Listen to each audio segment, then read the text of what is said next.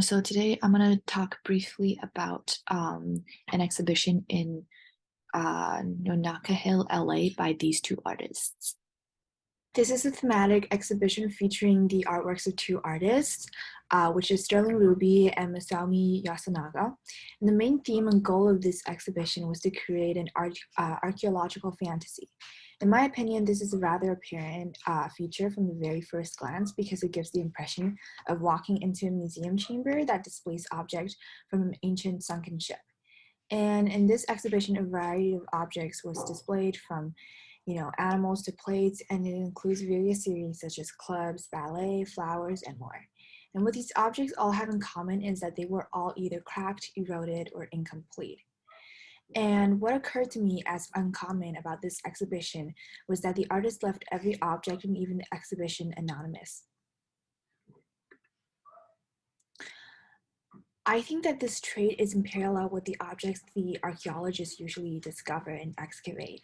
And most times they would find numerous scattered, nameless objects and come up with stories about a group of people who used to exist. And the explanation the gallery gave over these work was, it's been observed that these works elicit archaeological fantasies in the viewer, perhaps because we've been preconditioned to seek enlightenment from even the smallest ceramic shards. These objects give us so little information, just like how these artifacts were left without explanation, content, symbolic title, and reference, as well as a story. However, the only thing that we can be certain about is death. The fact that they no longer existed. I think the inspiration of death is very vividly present in the group of artwork because first and foremost, it manifests the process of erosion by showing objects that look like they've been consumed by nature and time. And relatably, humans would inevitably be consumed by these two things as well. And upon that, a lot of these objects in the exhibition were purposely made to look like fossils of species of animals and vegetation that were extinct, referencing to the cycle of life on Earth. And what also occurred to me as interesting about this artwork is that the purpose in which we try to understand and grasp the meaning of this exhibition is similar to how an archaeologist or historian would look at an artifact and try to make sense of its function, historical contents, etc. And the artists, like the craftsmen who made these ancient artifacts, they witness its construction, understand its meaning and function. However, us, the audience, can only sort of look at the final product and we can only extrapolate. And what's keeping us from being able to understand fully is death, because people who are able to tell the story behind these artifacts no longer exist, and we could eventually end up like them. And so the cycle of life I mentioned is a part of nature. And I think the idea and significance of nature is also manifested in this exhibition. And in order to analyze how these artists was inspired by nature, I want to talk briefly about these two artists and their pieces individually. So Yasunaga was a Japanese artist who was a proponent of an avant-garde group named, excuse my Japanese again, Sodiaisha, which literally translates to crawling through the mud. And this group focused strongly on the experience and engagement with art and the human body, and less emphasis on its visual elements. And we can see this trait with the unique textures Yasunaga applied to his work. So this is one of his work in the exhibition. And he also believes that our eyes are capable of capturing not only visual elements like color, shape, or form, but also tangible ones such as texture and temperature. So as a result, his work in the exhibition arouses our sense to touch, and it sort of gives off a cold and aloof sensation. And usually when we think about making art, it revolves around taking materials from nature, whether it's mud, clay, pigments, or wood, or whatever, and we alter it with artificial processes, and finally, voila, we have the final product.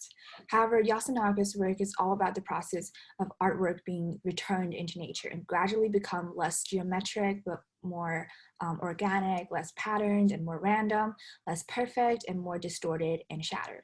And these objects we salvage from a sunken ship also conveys the process of what we created returning to nature and eventually being consumed by nature. Conventionally, ceramic work entails the following process. So you first have to ready the clay, and then you go through the process of firing and then glazing. However, Yasunaga flipped this process backwards. He first glazed the object and then fired them, referencing to the return of his objects into nature. And now I'm moving on to talk about sterling ruby. So ruby was also inspired by nature in that his materials are comprised only of salvaged broken ceramics. Ruby's love for nature came from admiration of the jagged and unique landscape from California, LA.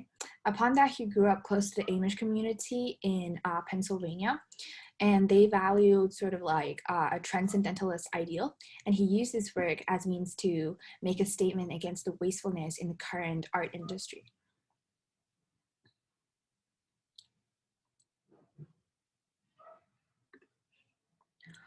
All of his work in and beyond this exhibition are made to look like they're meant to be displayed in nature.